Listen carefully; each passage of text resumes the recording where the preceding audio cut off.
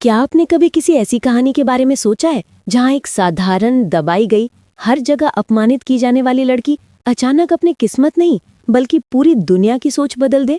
क्या आपने कभी किसी ऐसी पत्नी को देखा है जो अपने पति की इज्जत को बचाने के लिए खुद को राख से उठकर आग की तरह तेज, महासागर की तरह गहरी और पहाड़ की तरह मजबूत बना ले? अगर नहीं तो तैयार हो जाइए, क्योंकि वसुधा की ये कहानी आपके दिल में आग लगा देगी। वो आग जो हिम्मत देती है, जो उम्मीद जगाती है और जो साबित करती है कि जिसे सब गंवार समझते हैं वही एक दिन दुनिया को चलाती है। कहानी की शुरुआत उस पल से होती है जब पूरा घर, पूरा मोहल्ला, पूरा समाज वसुधा को तिरछी निगाहों से देख रहा था, जैसे वो कोई इंसान नहीं बल्कि मजाक हो, जैसे वो देवान सिंह चौहान की पत्नी नहीं बल्कि उनकी जिंदगी की सबसे बड़ी गलती हो। हर तरफ फुसफुसाहट थी, हर जबान पर ताना था, हर निगाह में सवाल था कि आखिर देवान सिंह चौहान जैसा ऊंचे खानदान का आदमी ऐसी साधारण देहाती सीधी सादी लड़की से शादी क्यों करेगा। लोग हंस रहे थे, तालियां नहीं बल्कि ताने बज रहे थे, और हर ताना वसुधा के दिल पर नहीं बल्कि देव के सम्मान पर चोट कर रहा था। क्योंकि अगर वसुधा कमजोर है तो लोग देव को भी कमजोर मानने लगे थे। कहते थे, देवान सिंह ने क्या सोचकर इस लड़की को चुना होगा, ये तो उनके लायक ही नहीं। ये कैसे चौहान खानदान की बहू बन सकती है, गवार है, अनाड़ी है, न बोलना आता है न चलना। और जब बातें वसुधा तक पहुंचती थीं तो वो कुछ नहीं बोलती थी, वो चुप रहती थी। लेकिन उसके भीतर एक तूफान उठ रहा था जो धीरे धीरे उसकी पूरी जिंदगी को बदलने वाला था। वसुधा के लिए सबसे कठिन वो पल था जब उसने खुद देखा कि उसकी वजह से देव का सर झुक रहा है। देव, जो हमेशा मजबूत दिखते थे, उस दिन कुछ टूटे हुए लगे। वसुधा को लगा कि दुनिया चाहे उसे कुछ भी बोले वो सह लेगी, लेकिन देव का अपमान, ये वो चीज थी जिसे वो बर्दाश्त नहीं कर सकती थी। उसे रात भर नींद नहीं आई। वो छत को देखती रही, आंसू गिरते रहे, लेकिन उन आंसुओं में कमजोरी नहीं बल्कि एक नई कसम जन्म ले रही थी। उसने खुद से कहा, बस अब बहुत हो गया, मैं खुद को बदलूंगी, मैं देव सर के लायक बनूंगी। मैं अपने लिए नहीं, देव के लिए बदलूंगी, ताकि दुनिया देव को मेरे कारण झुका हुआ नहीं बल्कि ऊंचा देखे। मुझे देव सर का मान वापस दिलाना ही होगा। मुझे कसम है अपने पति की, मैं उनका सर ऊंचा करके ही सांस लूंगी। उस रात के बाद वसुधा की आंखों में डर नहीं, आग थी। वो सुबह सूरज के साथ उठी और अपने आप से वादा किया कि वो अब वो ही पुरानी वसुधा नहीं रहेगी जिसे लोग गंवार कहते हैं। वो सीखना शुरू करेगी, बोलना, चलना, पहनना, व्यवहार करना, दुनिया को समझना, बिजनेस चलाना, सब कुछ। देव ने उसे रोका नहीं बल्कि उसका साथ दिया, और वहीं से वसुधा की असली यात्रा शुरू हुई, a journey from insult to empire. धीरे धीरे महीने बीते। वसुधा ने खुद को पढ़ाई में झोंक दिया। किताबें, online course, style, communication, presentation, हर चीज उसने पकड़ी। शुरू में लोग हंसे, बोले कि क्या बदलेगी, कहाँ बदल पाएगी, ये उसके बस की बात नहीं। पर वसुधा ने हर ताने को ईंधन बनाया और खुद को पहले से ज्यादा मजबूत कर लिया। वो देर रात तक जागती, कम सोती, हर दिन नई चीज सीखती। देव उसके हर कदम पर साथ था, कभी दोस्त बनकर, कभी सलाहकार बनकर, कभी चुपचाप पीछे खड़े होकर। और फिर समय कब बीत गया किसी को पता ही नहीं चला। जो वसुधा पहले हिचकिचाकर बोलती थी वो अब आत्मविश्वास से बात करती थी। जो पहले सादे कपड़ों में रहती थी वो अब अपने व्यक्तित्व के साथ खेलने लगी थी। जो पहले खुद को दुनिया से छोटा समझती थी वो अब दुनिया को अपनी मुट्ठी में लेने का दम रखने लगी थी। यही तो असली ताकत है। जब एक स्त्री खुद को पहचान लेती है तब दुनिया की कोई शक्ति उसे नहीं रोक सकती। इतने में वसुधा और देव ने मिलकर एक कंपनी शुरू की। नाम चुना, चंद्रिका। ये वही नाम था जिसने कभी उनकी जिंदगी में तूफान लाया था, लेकिन आज वो वही नाम अपनी सफलता की पहचान बनाना चाहते थे। ऐसा नहीं कि ये फैसला आसान था, लेकिन देव ने कहा, कभी कभी जख्म पर नए फूल लगाने पड़ते हैं ताकि दर्द का निशान भी खूबसूरत लगे। और वसुधा ने सहमति में सिर हिलाया, क्योंकि वो समझ चुकी थी कि मजबूती वही है जो दर्द को जीत ले। कंपनी खुलते ही वसुधा का असली रूप दुनिया के सामने आने लगा। वो फैसले लेने लगी, प्रोजेक्ट संभालने लगी, बड़े बड़े लोगों से बात करने लगी। लोग उसकी मीटिंग्स में दंग रह जाते थे, कहते थे ये वही वसुधा है जो पहले गंवार कहलाती थी। और वसुधा बस मुस्कुराती थी, क्योंकि उसे पता था कि बदलना कितना मुश्किल था, लेकिन असंभव नहीं।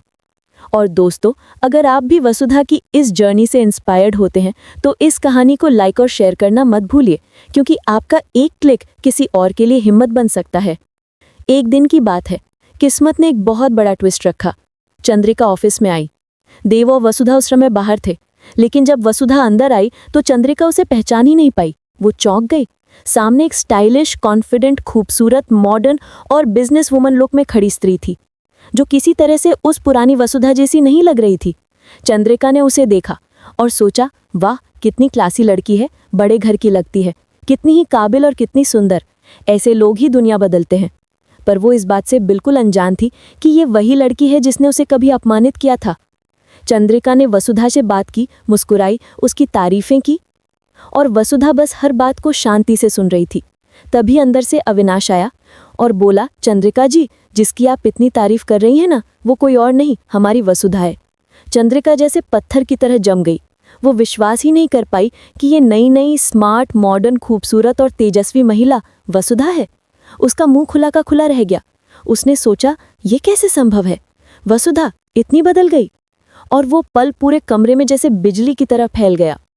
चंद्रिका का चेहरा जैसे सफ़ेद पड़ गया था। उसे समझ ही नहीं आ रहा था कि वो जिस लड़की को पहले मजाक समझती थी, जिसके बोलने पर वो हंस देती थी, जिसे वो काबिलियत की दुनिया से बिल्कुल बाहर मानती थी, वही आज उसके आंखों के सामने एक ऐसी स्त्री बनकर खड़ी थी जिससे रोशनी निकल रही थी। वसुधा के अंदर का आत्मविश्वास, उसकी आंखों का तेज, उसके चाल में बसी मजबूत शख्सियत, सब कुछ देखकर चंद्रिका को इतनी हैरानी हो रही थी कि उसके शब्द जैसे कहीं खो गए थे। वो बस वसुधा को देखती जा रही थी और सोचती जा रही थी कि आखिर ये कैसे हो गया? कैसे एक साधारण सी लड़की इतनी तेज तर्रार और प्रभावशाली बन सकती है? देव उस समय कमरे में आया और उसने वसुधा को देखा तो उसकी आंखों में गर्व की चमक थी। वो जानता था कि ये बदलाव आसान नहीं था, लेकिन ये भी सच था कि अगर किसी ने खुद को बदलने की ठान ली हो तो पूरी दुनिया भी उसे नहीं रोक सकती। देव ने वसुधा के कंधे पर हाथ रखा और मुस्कुराते हुए बोला, तुमने कर दिखाया। ये एक छोटा सा वाक्य था, लेकिन इस वाक्य में वो सम्मान, वो प्यार और वो गर्व छिपा था जिसके लिए वसुधा ने खुद को रात रात जागकर बदला था। चंद्रिका इस पल को देख रही थी और उसे महसूस हो रहा था कि उसने वक्त रहते वसुधा को कभी समझा ही नहीं, बल्कि उसे हर बार नीचा दिखाने की कोशिश की थी। लेकिन आज सच ये था कि नीची थी तो सिर्फ उसकी सोच, और ऊंची थी वसुधा, उसकी मेहनत, उसकी हिम्मत और उसका बन चुका साम्राज्य। जिस लड़की को लोग गंवार कहते थे, वही आज बिजनेस कॉन्फ्रेंस में स्पीच देती थी, निवेशकों से मीटिंग करती थी और बड़े बड़े प्रोजेक्ट्स को अकेले संभाल लेती थी। कहते हैं कि दुनिया सिर्फ वही देखती है जो सामने दिखे, लेकिन वसुधा की कहानी उसके संघर्ष की गवाही दे रही थी जो किसी को दिखा नहीं था। देव ने अपने स्टाफ को इकट्ठा किया और बोला, आज हमारी कंपनी की असली ताकत आपके सामने खड़ी है। ये सिर्फ वसुधा नहीं, ये प्रेरणा है। सबकी नज़रें वसुधा पर टिक गई। लोग तालियां बजा रहे थे और वसुधा मुस्कुरा रही थी, लेकिन उसके दिल में कहीं एक बात और थी। ये सब अभी सिर्फ शुरुआत है। उसे अभी बहुत आगे जाना है, बहुत कुछ बनना है, बहुत सी लड़ाइयाँ जीतनी है। और दोस्तों, अगर आप भी मानते हैं कि इंसान चाहे कितना भी नीचे गिराया जाए, लेकिन हिम्मत और ईमानदारी से वो पहाड़ भी फाड़ सकता है, तो आप इस कहानी को लाइक करना मत भूलिए, क्योंकि ये सिर्फ एक कहानी नहीं, ये एक जज्बा है और ऐसे जज्बे फैलने चाहिए। धीरे धीरे शहर में वसुधा का नाम फैलने लगा। बिजनेस जगत में लोग उसके काम की चर्चा करने लगे। कई लोग सोचते थे कि देव की मदद से वसुधा आगे बढ़ रही है, लेकिन जब वसुधा ने अपने दम पर कई बड़े कॉन्ट्रैक्ट्स कंपनी को दिलाए, तब लोगों को मानना पड़ा कि उसका दिमाग, उसकी मेहनत और उसकी क्षमता किसी भी प्रोफेशनल से कम नहीं है। वसुधा अब सिर्फ देवान सिंह चौहान की पत्नी नहीं थी, वो अपनी पहचान खुद बना रही थी। उसके अंदर एक आग थी जो हर दिन और तेज जल रही थी।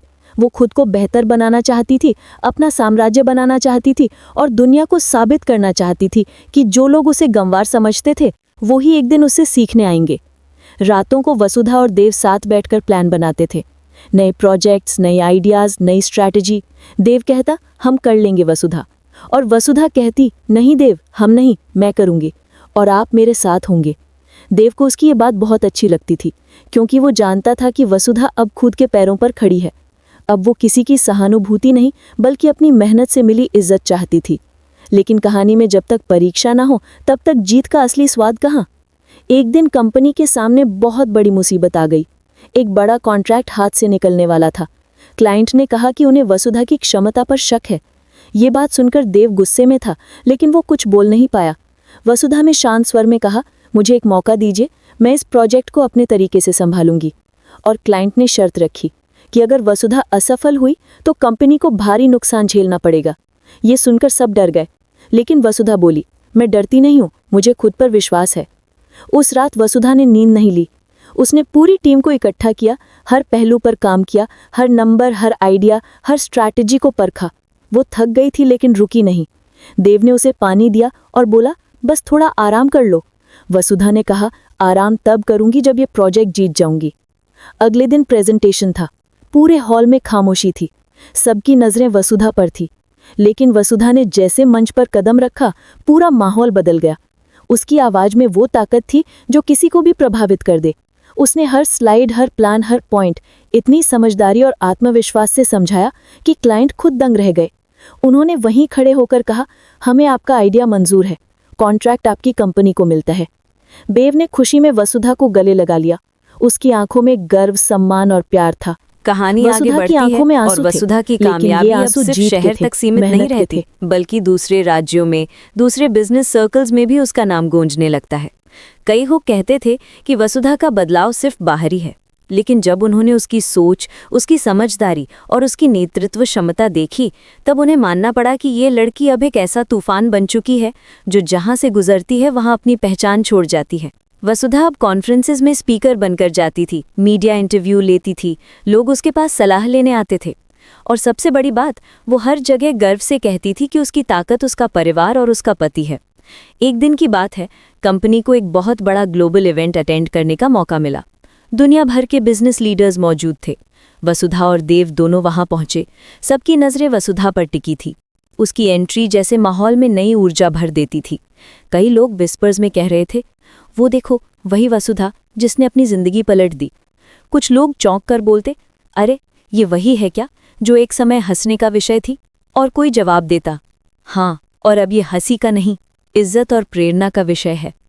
उसी इवेंट में इंटरव्यू के दौरान एक पत्रकार ने वसुधा से पूछा, आपकी सफलता का राज क्या है? वसुधा हल्के से मुस्कुराई और बोली, राज सिर्फ एक है, अपमान को अपनी कमजोरी नहीं बल्कि ईंधन बनाना। जो बातें लोगों ने मुझे गिराने के लिए कही थीं, वही मैंने खुद को उठाने के लिए इस्तेमाल की। और सबसे बड़ा राज ये है कि जब आप खुद को बदलने का निर्णय लेते हैं तो दुनिया आपको रोकने की कोशिश करती है, लेकिन अगर आप रुकते नहीं तो वही दुनिया एक दिन आपका मार्ग प्रशस्त करती है।